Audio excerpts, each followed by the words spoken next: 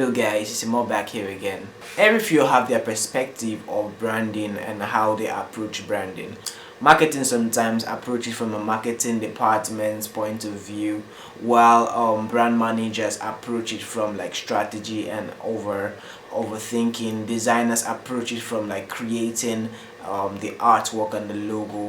When you bring all of this together, you see that in some ways all the things they are saying connect with each other. I had to get in that space and think of what could actually help a brand and what could actually help build a brand from scratch to a point where they are perceived as an awesome brand, like a Nike, like an Apple, an Adidas, and the rest of them. So I decided to put together 5 tips that are going to help you build an amazing brand.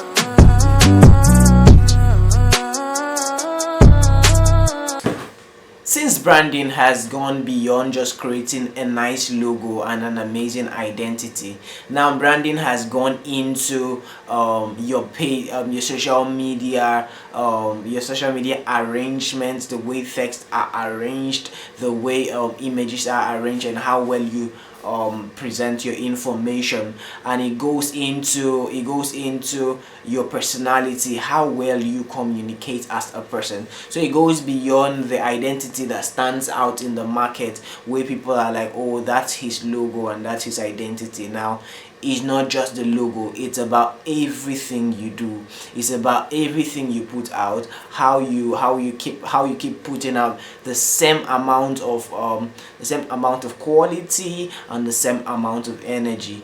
Then people can associate that to your brand. So the first tip I want to give out now is identify yourself. It takes a whole lot of work, as easy as that sounds. That might be the first work, but that might be like the biggest work you have to do, because lots of people have different personalities. So like pointing, this is who I am and this is how people perceive me in the market, is actually like a thing you have to take your time to do and discover yourself.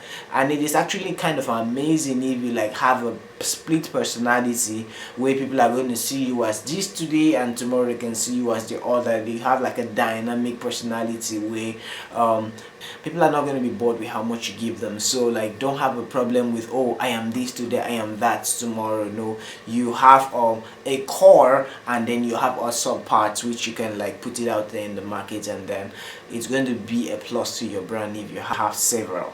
And when you're done identifying yourself, then you identify your clients, who you're selling to, your market, your audience, the people you exist for.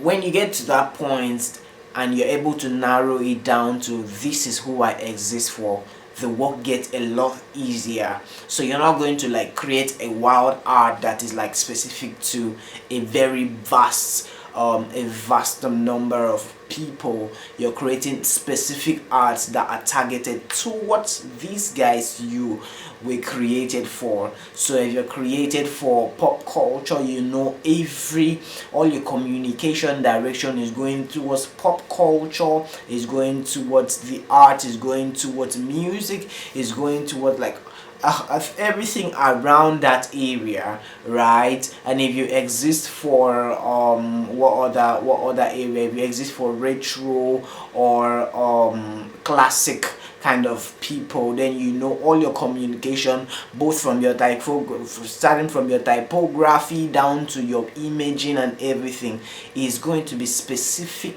towards that area that you exist for. So that is another problem solved. When you solve that problem, what you have to look back at is how you can make your personality that you identified shine through your brand.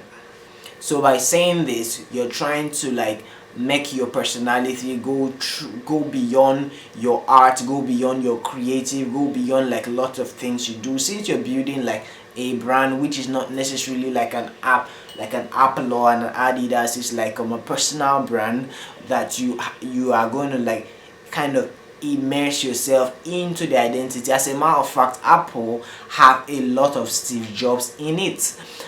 Microsoft has a lot of Bill Gates in it, and all these big brands that you see, they have their personality, they have their founder's personality immersed in the brand, either their work culture, their work ethics, how they approach brand, how they think, and the rest of that. All of these things are like things that come together to like form the brand that we all buy and perceive as is like the standard for every other brand. So you have to like make your personality shine through your brand. So that's going to be your selling point as a brand. And when you're done with that, you're this close to like getting into the market and sticking into people's mind that when they are thinking, I know this guy and this guy creates amazing stuff. So when you sorted that out, then you go professional. Like, what are you waiting for?